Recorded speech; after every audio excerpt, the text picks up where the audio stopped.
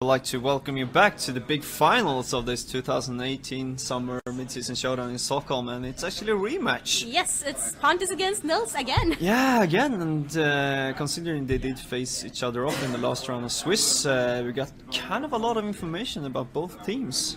Yes, and Pontus did lose both games, so we'll see how he adjusts to Nils' team this time around. Yeah. He did struggle, we noticed, against Nils' Mimelax core, and we will probably see the teams up on the screen very soon. Yeah. I did see a little bit of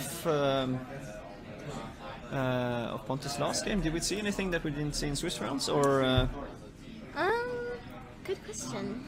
Because I can see that we didn't see anything from nothing Charizard. Nothing really comes to Did mind. Charizard make an appearance in the semifinals?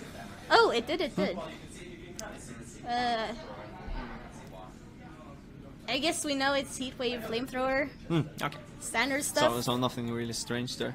Otherwise, kind of a similar matchup. It's coming down to either speed ties or slight differences in how the Pokemon are built. Right, though I think we've concluded by now that the Landorus is, even though both Landorus are Scarf, they might not speed type. Pontus seems to be slower. Yeah, possibly. We've seen the Landorus on Nils' side be faster 3 times, I think. Yeah. Both in being the first one to intimidate in the first round of the first game in Swiss rounds, and also going before 2 times after that. Yeah, and we're in team preview now. So as far as Pokemon we haven't seen Nils' Incineroar or Metagross, I don't believe. No. He's pretty consistently bringing the Coco Landorus for the Charizard, and then his Mimelax mode, which he's quite fond of. He has piloted it to great success before. Yeah. And then Pontus, also a fan of Mimelax, but this time only using Snorlax. And also having Acrosolia there to have a bit of a slow mode. So I'm not sure. Maybe we'll get to finally see the crest, or maybe not. And maybe it's a 4th move on the Snorlax on Pontus' side, which we didn't see we did see Belladrum and Frustration only, I do think. Right, but I would expect at this assume... point, I would expect Snorlaxes to be running Protect because of Incineroar. Yeah, and we can also assume that Recycle is one of them, even though I have seen quite a lot of Belladrum Snorlaxes opting out for actually for Recycle this format, because it's not that commonly that you can get it off, since everything is so bulky and a little bit more powerful in this format compared to the last one in 2017. Fair. Though I also think the staying power Snorlax offers is a huge part of its appeal. Yeah, it definitely is. Going it's a into monster the if you can get the setup working. So we see the 2 avatars, exactly the same avatars in the first game. So and let's see if there's a mirror this time as well. Oh, as what if he leads Incineroar into Landorus Bisharp? is coming out from Nils' side, and Tapu Koko Snorlax from Pontus. So both of them switching up. Yeah, Nils took a huge risk leading those 2 into potential Bisharp lead, but Pontus did not bring his Bisharp. Yeah, because considering that we did see a U-turn from Nils' Landorus in the second game, I think it might be beneficial for Bisharp to come in if Landorus is switch out and Bisharp is coming in. That it might still be. I don't think Pontus brought it actually. I would expect his Snorlax to switch into Landorus, if anything. Yeah, that might be a good choice. Getting intimidated off on both. Well, we have seen the Landorus on this side being not physical. No. Okay, but getting it off onto Incineroar is nice, and obviously you don't want to stay in with Snorlax against Incineroar. Yeah. So if Incineroar is going for a fake at this first turn, it's going to be a choice. If Nils is more afraid of the Tapu Koko or Snorlax, presumably I think Nils could very well read a Lando switch out. We might actually see if Snorlax... No, it's actually switching out. Into Bisharp, actually, you were right. Into Bisharp. A bit of a surprise. Landorus goes from Nerf Power into either of these slots is going to take out Tapu Koko. Ouch. Great prediction there by Nils. Not much of a prediction, really. Just going for still. the... And the flame. A Flare Blitz into the Bisharp, which is not focused, as taking both Pokemon out the first turn. Ouch. What a first turn there by Nils. Yeah.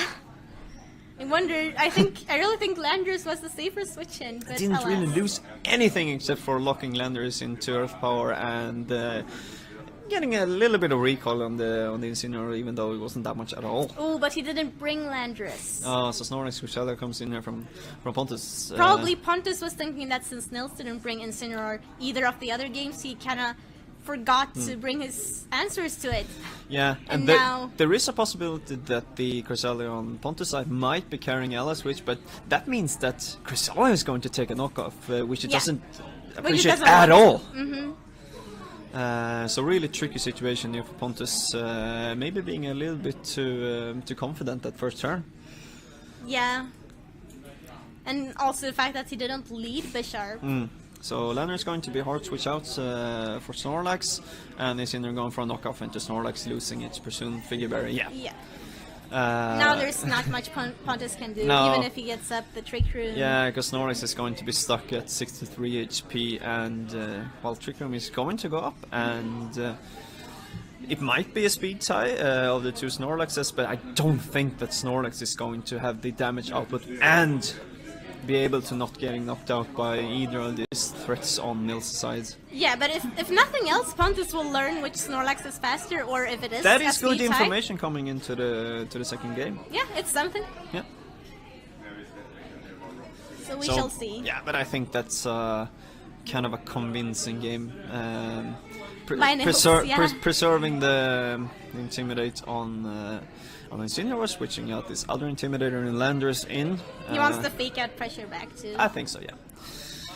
Snorlax goes for the frustration into the Landorus, taking it out. But I don't think Cresselia is going to have any damage output if it chooses to go for anything. I don't, and the critical it obviously didn't matter there. We did see Pontus' Snorlax moved first, so it is slower.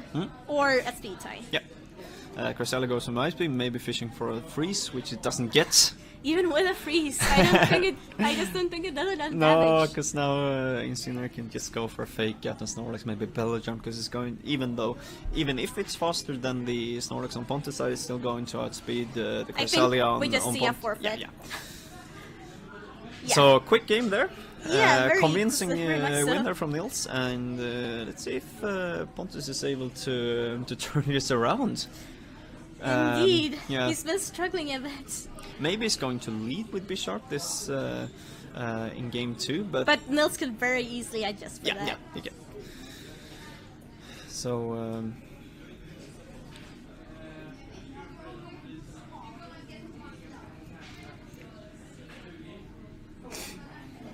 going to the second game, how do you think that Pontus would have to rearrange and adapt to that first one?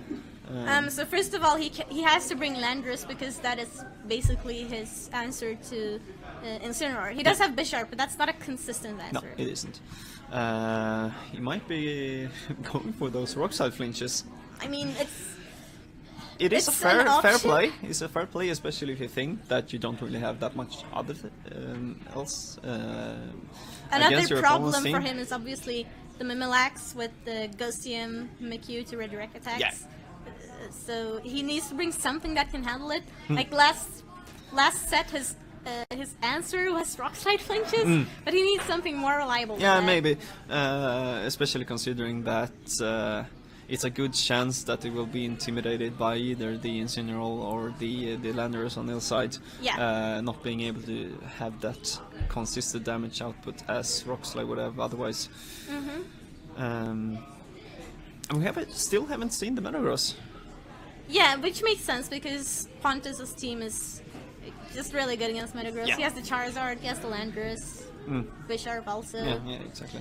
It's not doing much in the matchup, so I don't think Nils is bringing it. Have we seen an item on the Tapu Koko on Pontus side? I believe it's Electrium. Yeah. Depending on how the Metagross on Nils side, that Electrium C might even be able to take it out with an Electrium C. Yeah, it definitely takes it out. You need to be super bulky to live that in terrain. Yeah. Also considering that Pontus doesn't have a different terrain, changing it up. Yeah, exactly. So, going into game 2 of the finals. Tapu Koko and Landorus from Nils' side.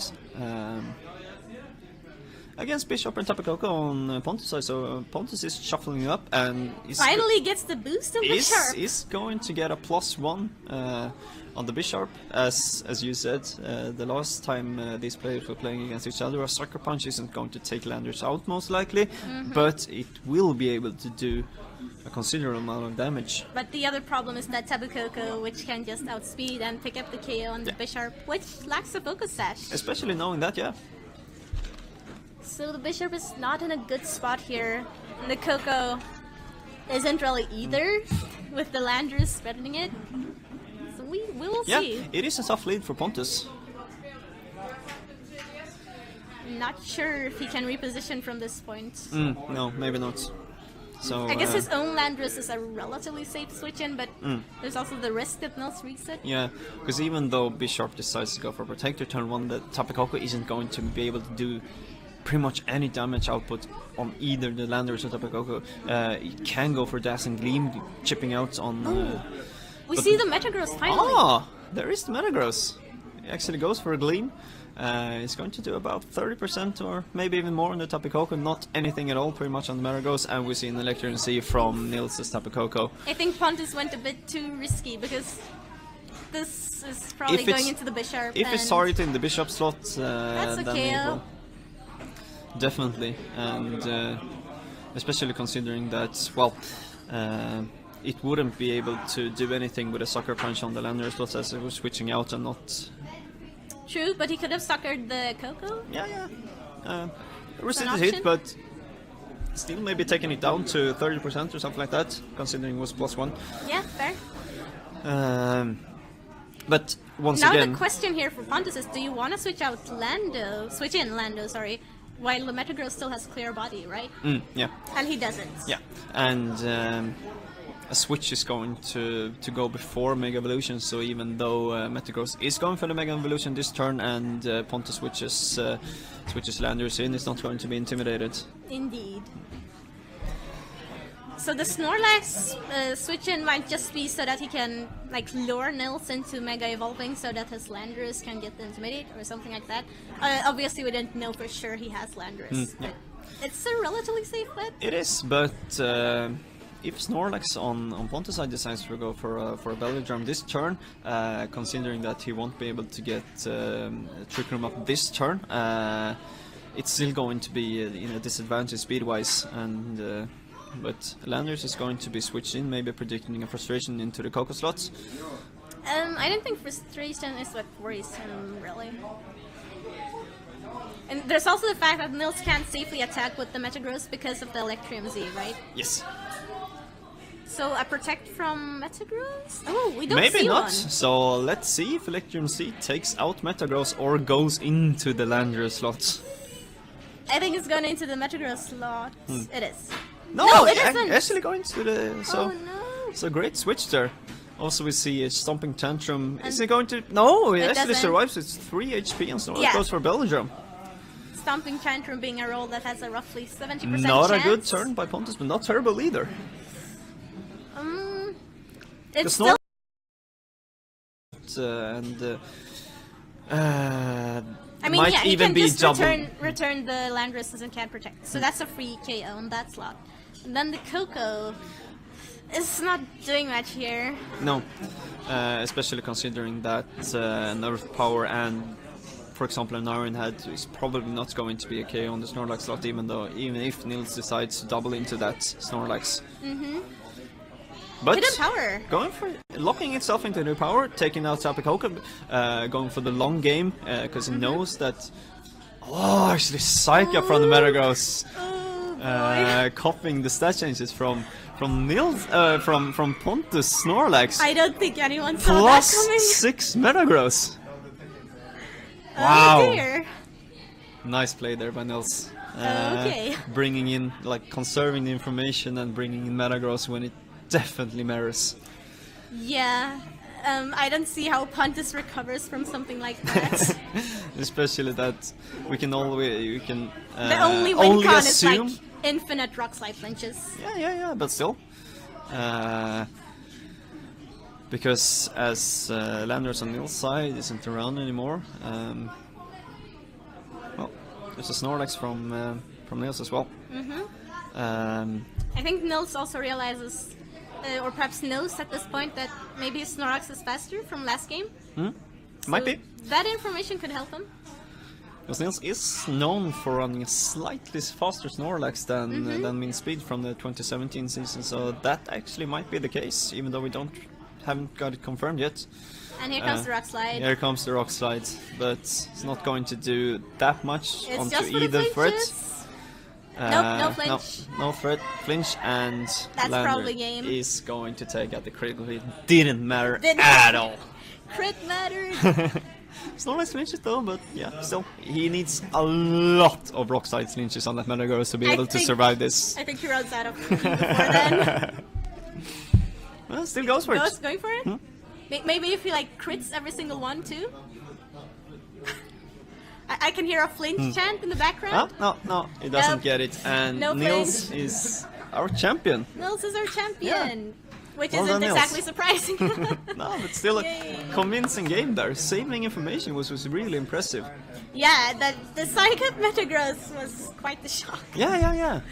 Especially, I've seen it in the 2015 format, but You not weren't in... expecting it here. No, definitely not. It's fair. Yeah. So we're going to have a short break and then an interview with the winner. Yep. So Hope you'll stay with us. we'll be right back. Goodbye. Well, I'm here with Nils. First of all, congratulations to the win in this 2018 Summer Mid-Season Showdown in Stockholm, Sweden, and also your Worlds Invite. Yeah, thanks a lot. Yeah, how does it feel? It feels great, honestly. Yeah, that was a very convincing finals games. 2 games was really short and really quick. How did you feel about your general matchup after that? You did face each other off in the Swiss rounds and did confirm a bit of like speed tiers and stuff like that. Were you confident coming into this final with the information that you got in Swiss rounds, or? Well, I was pretty sure what I would want to do because I knew that main components in my team, in the sense of Landers and Coco, really could do some hefty damage against this whole team, and I knew that I needed to be aware of his Snorlax. And as we see in the first game, where I had my knockoff to deal with it, or a Psych-Up on Metagross, where I mostly need to take away his ways to deal with my my various mons, and as well just take care of his Bisharp before it can get up its boost by Defiant. Yeah, especially confirming in the Swiss rounds that it wasn't holding a focus as instead opting for a life orb, meaning that your Tapu Koko was, if leading against the Bisharp, even though we got a Defiant boost going +1, that it would be able to at most get a Sucker Punch off onto your Landers, but Coco was going to basically take care of it the same turn. Talking about the first game, how it was kind of a risky play there, leading off with double Intimidate when you knew that it was a potential having facing off a +3 Bisharp on the other side. Indeed. Well, mostly I had the gut feeling that he wouldn't lead with his Bisharp, and I felt that just in general, if we say take Bisharp out of the equation, the lead of Incineroar plus Landorus was very good against his whole team. Yes. And I just went off that gut feeling and it paid off. Yeah. And also something that impressed me quite a lot in this, we should say best of 4 set, because that was what it was, to preserve the information that your Metagross was indeed capable of psyching up and copying the stat changes, either on your Snorlax or the opposing Snorlax. It didn't really matter. Yeah. And I think that having Snorlax around on Pontus' side was actually more beneficial for you than was for Pontus, considering that the speed advantage was on your side and it was knocked off as well. Yeah, exactly. So, no, a really impressive play there. But I also needed to always be wary of his Rock Slide flinches. Yeah. But I think the RNG gods was in my favor some days. Yeah. But on the other hand, as if you had double Intimidate and also the not very effective to on the Metagross, that Rock Slide flinches wasn't that much of a concern. But overall, very convincing games.